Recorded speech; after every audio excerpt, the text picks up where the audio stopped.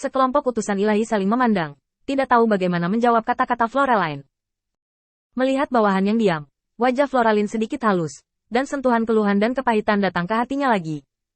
Melihat situasinya tidak baik, ajudan itu bergegas maju dan berkata kepada Florin. Perintah tuanku, kami menghormati diri kami sendiri, tetapi sekarang ada beberapa masalah yang perlu diputuskan oleh tuan. Pertama, 70% personel kami terluka, dan kemampuan tempur sebenarnya terbatas. Bisakah orang-orang ini tidak berpartisipasi dalam pertempuran? Kedua, haruskah kita lebih waspada dalam mencari bukti, agar tidak mengagetkan ular? Floraline berpikir sejenak sebelum melihat ke ajudan. Senyum itu secerah bunga. Yah, kamu yang memutuskan. Setelah berbicara, Florin berbalik dan pergi. Ajudan itu mengangkat tangannya dan menyeka keringat dingin dari dahinya.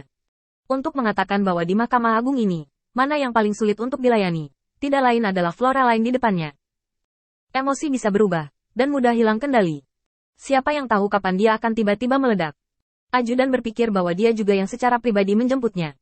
Tidak peduli seberapa buruk itu, dia tidak akan bunuh diri, jadi dia berani angkat bicara. Saudara-saudara ini ditarik dari medan perang di Huotu Xingyu, dan hampir semua orang terluka. Jika Anda tidak mendapatkan cukup kultivasi diri, saya khawatir Anda harus kehilangan lebih banyak lagi. Jika ini adalah kombinasi dari dua kejahatan, ajudan dapat memastikan bahwa Floraline tidak akan selamat. Juga tidak bisa bertahan. Melihat bagian belakang Floraline pergi, ajudan memiliki perasaan halus di hatinya.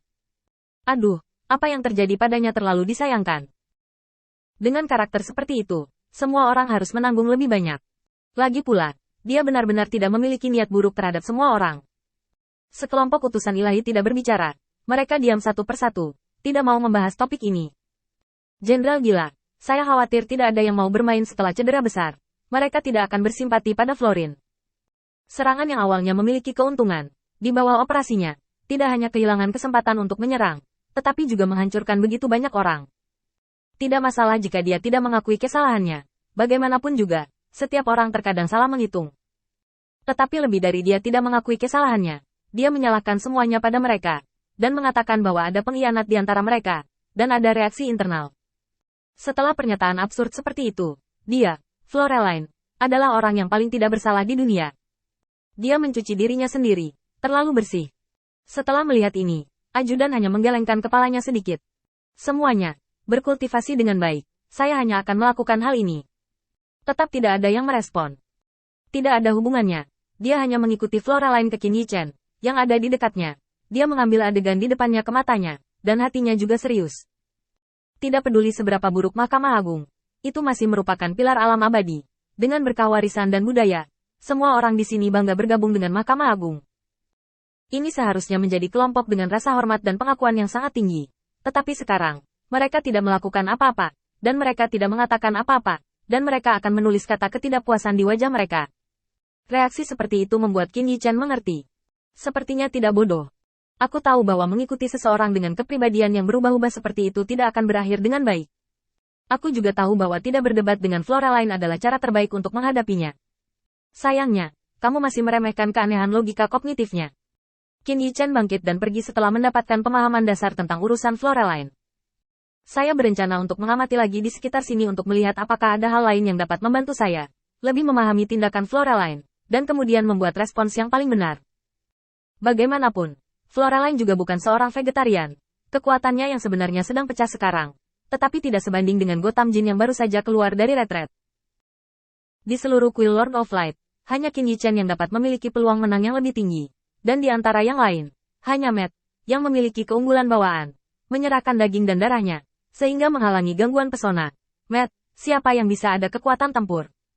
Bagi orang lain, jika mereka menghadapi Floraline sendirian, mereka hanya akan dikalahkan. Situasi saat ini sangat tidak menguntungkan bagi Qin Yichen. Dilihat dari kinerja Floraline, dia benar-benar mengabaikan situasi di pihak Qin Yichen, dan hak Qin Yichen untuk memberikan nasihatnya diabaikan. Dia mengingat teguran Qin Yichen di benaknya. Mengikuti pengamatan rahasia Qin Yichen di sini, di kota pemurnian Beiyun, penguasa kota-kota pemurnian mondar-mandir di ruangan dengan cemas. Tuan Guang, jangan salahkan saya karena tidak baik, saya benar-benar tidak bisa menahannya. Memikirkan saat dia disiksa, penguasa kota Liancheng merasa mati rasa. Dan dia sama sekali tidak ingin berhubungan dengan Floraline. Dia hanya bisa mengandalkan perhatian Floraline pada Qin Yichen, menyelinap keluar, dan kemudian kembali ke pertahanan berat kota pemurnian Beiyun. Bagaimanapun, tujuannya adalah untuk berurusan dengan Mahkamah Agung. Dan sekarang mereka berada di lingkungan seperti itu. Jika mereka tidak menyiapkan sarana yang memadai di kota pemurnian Beiyun, saya khawatir Mahkamah Agung akan bebas, dan mereka akan tidak bisa menahan pukulan putaran pertama. Adapun kekuatan kota pemurnian Beiyun saja, jelas bukan ide yang baik untuk ingin bersaing dengan orang-orang di Mahkamah Agung. Ketergantungan sejati pemilik kota-kota pemurnian Beiyun tidak hanya kota pemurnian Beiyun, tetapi juga kekuatan yang telah disembunyikan selama bertahun-tahun. Candi Kusak. Kekuatan ini selalu disembunyikan di alam abadi.